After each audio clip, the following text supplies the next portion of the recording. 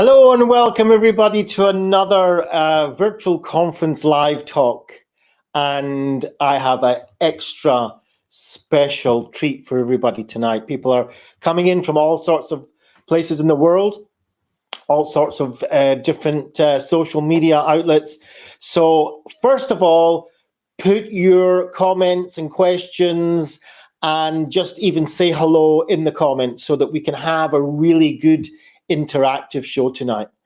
You know, there's lots of all sorts of different wonderful people that have been coming on this virtual conference over the last few weeks. But I must say that tonight's guest is extremely special to me anyway, but also special to many, many people because she has a special way about her. Even her whole science is extremely deep and profound. And that's because her science, and she will tell you more herself, is about human relationships. I mean, it's more than just psychotherapy. It's about how humans relate to other human beings. And I met my special guest just coming up for 3 years ago in person for the first time at a world conference in Spain. And immediately after being introduced to her, I found that we had a connection almost on an immediate basis.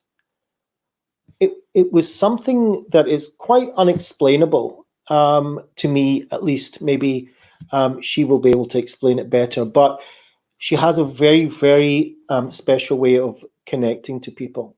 And if any of you have seen her TED Talk, I've posted it in many places, you'll see that she has an extremely deep and affectionate way of speaking to people. Of course, she's founded a whole psychotherapy along with her husband, Bob. And she will tell you more about that. I'll leave the introductions to her. Of course, my guest is, as you see behind me, Mavis Tsai. So without further ado, I'm going to introduce you. Good evening to Mavis Tsai. Hello, Mavis. How are you? Hi, Dov. That was an incredible introduction. I just feel embarrassed and humble. I think you are incredibly special yourself, and I definitely felt that connection with you when we met 3 years ago in Spain. So I am the co-creator of functional analytic psychotherapy with my spouse, Robert Kohlenberg. It's a therapy that focuses on the authentic connection between therapist and client. And our books have been translated into Portuguese, Spanish, Italian, Iranian, Japanese, Korean. So it's just wonderful how large of a following we have. I'm a research scientist at the University of Washington Center for Science of Social Connection, and I'm the executive director of Awareness, Courage, and Love Global Project. I'm hoping that some of our audience members will be intrigued by what that project does and join me in it. You are a chapter leader for that project, I'm delighted to say. Yeah, well, that's a big honor for me that you even suggested and allowed me to be a chapter leader for that. And actually opening up, I've got a chapter here in Manchester in the UK, but opening up a new one in Israel. Hopefully we'll have our first online, because that's the way it goes these days, our first online meeting next week. So that's hopefully really this interview with you will even encourage more people to sign up and be part of that. It's very special. When I met you and Bob 3 years ago, actually, at one point, me and Bob were off on a corner of our own, and he was telling me about his relationship with his family, his son, etc. And we were just crying, the both of us. I mean, we'd only met, I don't know, half an hour before that, but we had such a really close connection, and that's so beautiful. And that is why I invited you on here to this particular program of mine, because what inspired me to do this was, of course, all this distressful situation that the world has gone into, with lockdown situations, with lots of restrictions, change in our life, change, this whole, what they call social distancing, but it's preferably, I think, to call it physical distancing. But never mind, they still had to get used to a new way of relating to other people. I know I'm on my own, so, and I don't see my children, my grandchildren, I can't see my elderly mother. There's a certain amount of high distress just in daily living. But going forward, we've been in this for quite a while now. We're going into the months rather than the weeks. And there's a lot of concern about what the future might hold financially, health-wise, physical and mental health, a whole range of issues that's causing tolerance levels now to go down and irritability to rise. And it's specifically, I think, now affecting relationships within the household, of people just being together so much. Even if they have the most loving relationships, generally speaking, people can start getting on each other's nerves. It's very distressful. With children being homeschooling, all of a sudden parents are turning into teachers, opening schools in their front room, etc. And also relationships with employers, work, whether they're lost their jobs or laid off just now, and all sorts of changes that are going on. And I wanted to bring people on, especially from the community that I'm part of, my mentors like yourself and other people that I thought have got great knowledge, great experience, and together that brings great wisdom. And why not invite them on to help through me and through this program, as many people as we possibly can. But you yourself are going through this too. And so before we kind of get into anything, how are you managing these days? So, Dov, what I want to do is to bring this conversation down to a very personal level, like you're doing. You're asking me, how are you managing this? And I want to slow it down even more and have us connect with our hearts and minds. So you gave this really articulate overview of what's happening in this world and what we're going through. And I'm going to invite you and our audience members to just slow way, way down. We were emailing before this, and I said, would you be willing to be in an open-hearted conversation with me? And you said, I'm willing to do anything you want, which made me laugh and just appreciate you so much. So I'm going to invite you and whoever is watching us right now I'd like to hear you connecting with, first of all, your body, and then your mind, and then your heart. And I will do the same as well. But let's describe what we're experiencing in this moment. So in terms of my body, I'm feeling tension in my neck and shoulders. I'm feeling my heart beating faster than usual. I'm feeling a tightness in my jaw. I'm feeling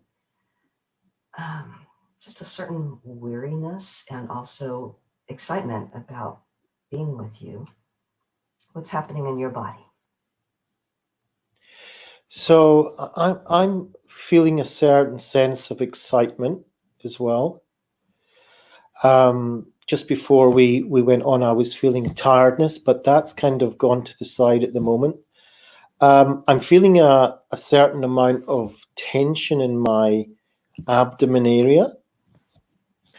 My upper back is tense. I've got dry lips. I've got a little kind of sensation of tingling in my chest area and my arms. That's a wonderful description, and I can just feel myself connecting to you more as I listened to what is happening, what you're experiencing in your body. And what's going through our minds right now, I'm thinking, I really want this to be a good interview. I really want to be helpful. And I really want us to connect. I'm also just appreciating your presence. So those are the thoughts that are running through my mind. How about you? So my thoughts are, first of all, how pleased I am that you're here. And that I hope, I have a thought of hope that I want everybody to benefit from this, that's watching. And I am having thoughts right at this moment that I hope nothing technically goes wrong with everything that's going on, which is always a thought when I do these things. We were having technical problems right before we went on, and I'm so happy that they were resolved. And I'm also having the thought that it's 9:30. It's close to 9:30 p.m. where you are, and that you must be getting tired. And just, I'm really happy to be with you. So, in terms of our hearts, like what are we feeling? I'm feeling a deep appreciation, like deep appreciation for you. I'm just aware of what a powerful presence you are in the world, and how we first connected. One of the first ways we connected was over your book. I think it's Mind Over Terror is the name of your book, and how I read it and just loved it. Just the way that you think about things. And I loved how you said you just felt connected to me right away when we met. And so I'm feeling this connection right now over thousands of miles and kilometers. You're over in Manchester, England, and I'm here in Seattle, Washington. And I'm feeling a lack of separation, just feeling right here with you. How about you? What's happening in your heart? So this is what I found most extraordinary, and I'm feeling it again right now, is that even though there's a large geographical distance, my mind and my heart, when I'm talking to you now, has no distance. You could be right in the same room as me right now. This has totally surprised me over doing these talks with people that I really admire and really have a strong emotional connection with, like I do with you. There is no distance. And so I feel that you're really in the room with me right now. It's most surprising. But I also feel very vulnerable and tender. I don't know why, but it's a loving feeling. So it's not a frightening feeling. It's the opposite. It's a very safe feeling. And even though we're doing this in front of I don't know how many people, for me, I feel safe with you. Dov, I feel really vulnerable and tender with you as well. Just hearing how open you're being. And I feel like we're in the same room, and there's a longing to really be in the same room. So you had asked me just how I'm managing all of this, and I'd like to get to that later, but I'm wondering if you'd be willing to go through a short mindfulness exercise with me right now, where I take you and our audience through just really being in the present moment and allowing whatever we're feeling to be held with tenderness. Well, I'd love to do that. I'm going to ask you a question first. I've never had so many comments wanting to express themselves to you. Should I read them to you now, or do you want to do it after? There's so many people coming on, and they just want to say a couple of things. Can I read them to you? Yes, how come I can't see the comments? No, you'll see them in a minute. Okay. Just the way the technology works. So let's see what we've got. So you can see it now? Yes. So Limor Attar says hi. Vered says hi from Jerusalem. You'll have a lot of Israelis coming on tonight. Avi says hi from Jerusalem, Israel. It's Independence Day there, 72 years old. Yossi says hi from Modi'in in Israel. Oh, I've met Yossi. And Hi, Yossi. Ofit says hi from Israel. So you've got a big following from there, and hopefully they will all be on the meeting for the Israeli chapter of ACL next week. You've got Karine from Manchester saying hi. Hello. And a question or a comment from Abby saying, how to make a deep connection with new patient groups in this time when we meet a lot of first people for the first time in Zoom. So, that's a very pertinent question. It's very relevant. And if I may say, I think there's a good example of it between you and me and how to make a connection even over Zoom. Somebody is saying good evening. Lilach is saying hi. Amy Murrell is on watching, and she says, I have been and am at this moment experiencing lots of neck and jaw pain. That's from Amy. Susan says hi, and Amy continues and says, I am having the thought that I am enjoying this, but I should be doing something else. Okay. Vered says, we are already, thank you both. We are already, thank you both. And Amy comes back, and now I'm worried for you both. Okay. Yael says, thank you, Mavis, for coming here. You have a very gentle and enabling energy. Yeah, I agree with that. And Amy says, connection is powerful. Yeah, definitely. And she says, being seen is tender, safe and vulnerable at the same time. Yeah, absolutely. Vered says, do you do modeling with your clients, sharing how to sense your body, for example? Just like this, what you did with me. I do, yeah, yes. Definitely. Like what we just did. Definitely. I think what you do with me now is what you do with everybody. That's what I think. I don't think you distinguish between friends, clients, or anybody. I think this is how you are.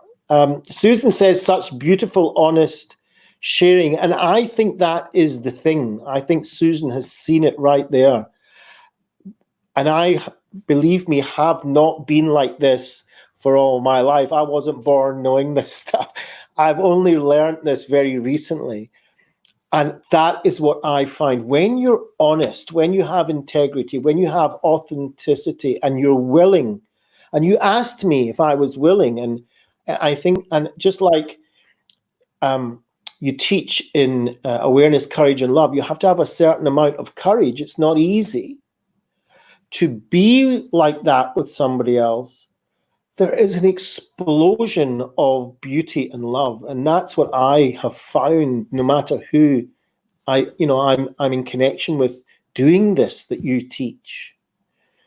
Yossi's saying, take courage to be open publicly. Yeah, it is. It takes a certain amount of courage, but that courage has such a positive consequence. It has such a positive feedback afterwards in me that's why I think I was excited to see you tonight. John is saying hi, Dov. Avi says he's definitely coming to the chapter group meeting. And Miri says, what an original way to start a conversation. Can I start an intake like that? I felt so much connection to you. What do you say to that? Can you start when you first meet a client, do that? I think if they're willing to do it, yes. But like I asked for permission with you, I would just ask for permission with a client. Like, are you willing to come more into the moment by sharing what you're experiencing in your body, your mind, and your heart? And would you like me to do the same with you? Yeah, that's beautiful. And that's what we learn when we do these ACL meetings. And I know that I have been in a room in Manchester with maybe 12 people that I've never, ever come across before. And within a few minutes, we all feel like one. And it's really quite incredible what you do and how you've managed to disseminate and teach how to do that, which is so important in today's living, because loneliness is a massive, apart from coronavirus, put that to the side, loneliness is a pandemic that is killing lots of people. That's right. And what we do in the Awareness, Courage, and Love Global Project is help people connect to themselves and others. And we want everybody to rise to the truest, best versions of themselves. So one way to be more connected with yourself is to do mindfulness. And so typically in every meeting, the leaders guide a mindfulness, just a short mindfulness exercise. And I'm wondering if you'd be willing to do that with me now, and if the audience would be willing to focus on what's happening given this pandemic. Absolutely, I'm willing, and I strongly recommend and suggest that everybody that's joining in with us and watching this, even if it's on replay or even if it's on live, that you do it together with us now. Thank you. So go ahead and try to take some deep cleansing breaths right now. Just filling your lungs with air and then exhaling completely. Inhaling and exhaling. That's it, inhaling and exhaling. Now I invite you to make room for all the fears, concerns, and struggles that you're experiencing. This is an unprecedented time when all of our lives have been turned upside down with fear, with despair, and with loss.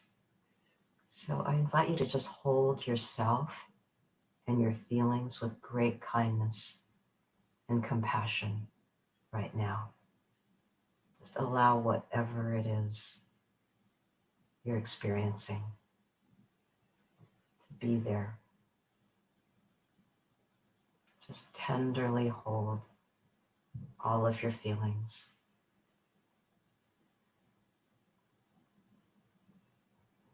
Dov, I don't know if it makes sense for you and I to share what we're struggling with right now as part of this meditation.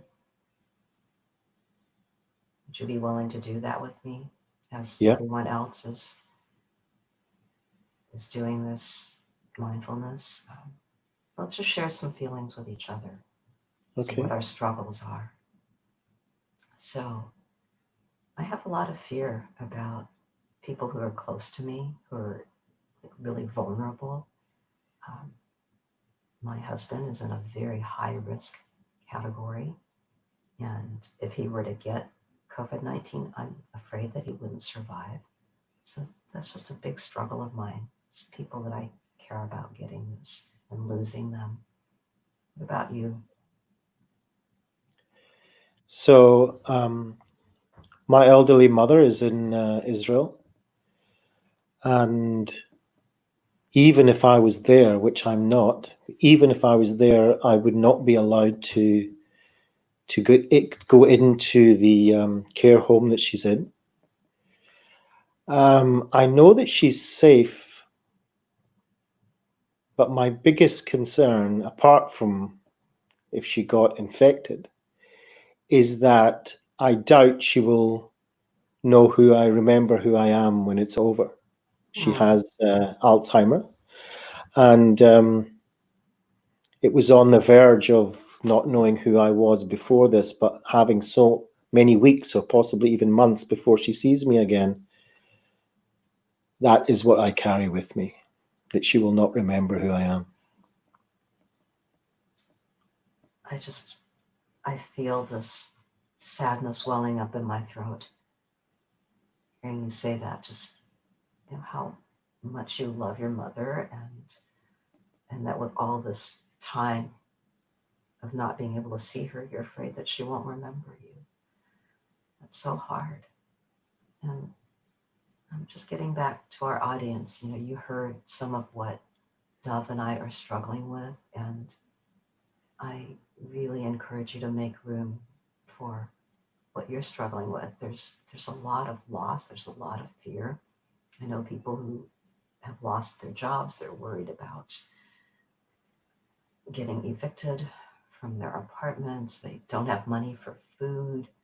I know people who have lost loved ones to the virus, who are just grieving so deeply. And so just want all of us to hold the pain and the loss and the grief and the fear that we're experiencing, and to find a balance between that and the next part of the mindfulness, which is just imagining that we're all different types of flowers with different strengths, different beauties and scents, and that each of us can add to the whole with our gifts and wisdom. So just sit for a moment while you're holding your struggles and your despair and grief and your fear. Can you also hold your gifts, your areas of expertise, your skills, just being with that, all that you have to offer to your community, to the world. Now, what are your special gifts and passions? So just sitting with that for a moment. Dov, you want to share with me your response to that? Your special gifts and passions? So my passion is to help people as much as I can to raise the quality of their life, whatever situation they find themselves in at the moment, to try and have a higher quality life. It doesn't have to be the best thing in the world. It doesn't have to be compared to anybody else, but just to raise the quality of their own lives, of what they would like it to be. And today's a special day for me because today I started a program that I wrote for the National Health Service frontline workers here in the UK.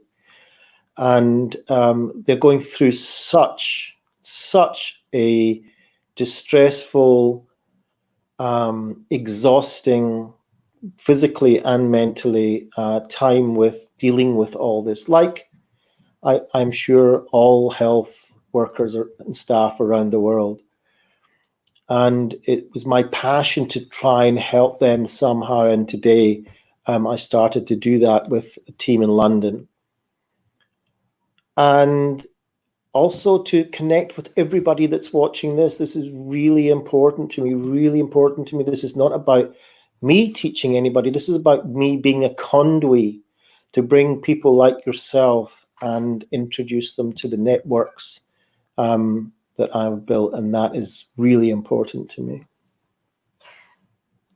I love hearing about your skills and passions and seeing them in action right in front of me. So getting back to the mindfulness, I'm just going to ask our audience to sit with some more questions, and you and I don't necessarily have to answer them because I know that we're running a bit low on time. But yeah, we've got a couple of comments. So we've got Limor saying she is willing to do this mindfulness. And Verd has connected with me and my mother. So she says she feels my sadness and caring for her own mother that has dementia as well. And someone saying, thank you for doing that, Dov. Yeah, absolutely. And I appreciate everything that you're doing to to contribute to this, Mavis, as well. Yeah. So I'm just going to ask our audience and ask you to sit with some more questions. I'd like you to tap into ancient wisdom, whatever that means for you. It's something that knows you, something that resides deep in your core. And ask, what can you do personally with this wake-up call? What have you been doing, and what more can you do? How can you strengthen yourself? How can you stay grounded in love and not fall into fear too much? How can you deepen your spiritual practice? By that I mean something very broad. It can be a gratitude practice, it can be being out in nature, it can be meditation, it can be prayer if that's what calls to you. And I'm going to also ask, as we draw this mindfulness to a close, I'd ask you to focus on an intention that you would like to set for both yourself and the world. Because the very things that we seek and desire, we can't only seek for ourselves alone, but it's important to seek them for the greater good of all. So just go deeper inside and reflect on one key intention that it's both for yourself and for the greater good of everyone in the world. Just pause and be with what that intention is.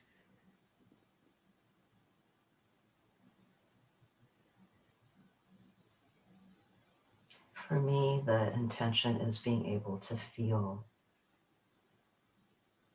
compassion and love for ourselves and for everyone. Just have this sense of connection in these very trying times, to know how connected we are and to feel the love that's there. What about you, Dov? What's your intention for yourself and everyone? For me, it's about connecting more with what's outside the nature. I started for the very first time this week to deal in my garden, which I've never sat in for 4 years, and plant little seeds. And I tend to them every day this week, watering them, not when it's not raining, and making sure. And that connection with the rest of the world, not just me and my own concerns, but the concerns of plants and the concerns of, the trees. And, I'm a veteran combat soldier. These kind of things were never in my mind ever. And now I feel that I can go out and be part of the world from the point of view of the rest of the world, and be much more aware of the climate and much more aware of pollution, and how we should make sure that we can try and lower the amount of pollution, whether it's our personal pollution or whether it's society pollution. And so my intention is to become much more connected with not just other people, but with other creatures and with other living things in the world, such as plants and seeds and food. That's beautiful, Dov. So we both have intention for connection with others, connection with nature. Yeah, thank you. So I would love for people to go visit my website, livewithacl.org, or write me at livewithacl@gmail.com and find out about this global project and how you can bring awareness, courage, and love to your communities, and to join Dov and me in connecting with people all over. So we're in 26 countries and 6 continents right now, the ACL Wow. Global Project. And I would just love to have all of you on board. Well, I really hope that what we've done is not just help people for today and help people in the rest of their life and also dealing with the crisis, but I've also shown a little light of what ACL can bring for them and maybe tempted them and given them a bit of curiosity to find out more. And I think contacting you and being part of the chapters here in Manchester and Israel or all of these other places that you have, it won't be very difficult to find one close to you. Avi says, I feel more normal when I heard that you have also the same passion that me, helping more and more people and also building connections, networks for people. Thank you for sharing your dream and value with us. And I think it's important to share. It's important to share your values. It's important to share your dreams with other people. That helps that authentic connection. I think that's really important. Can you please leave your URL? Yeah, we'll put it in the comments after this as well, and it will be on Mavis Tsai's webpage. You can just put Mavis Tsai in Google. Believe me, you'll get it. And I'll also put it on my Facebook page. And Vered say thank you very much. It's such a gift. It definitely is a gift, and you are a gift. I think, Mavis, because you are bringing this. Really powerful way of connection that people have just through the ages been too frightened to do what you're doing now. And I think this teaching of allowing us to open up in this world of such individuality, where opening up was almost frowned upon, and we've suffered so much because of it. We're now learning through you to reconnect with other human beings and hopefully with other creatures that we share this planet with. Feeling so much gratitude for you right now, Dov. Thank you so much for having me on your show. And I feel connected to everyone who's live with us now. And thank you for all of your comments. And for everyone who's going to be watching the replay. There's just this connection that we have. So thank you. In the meantime, Mavis Tsai, thank you very much for joining me. I appreciate every minute you've been here. Thank you, Dov.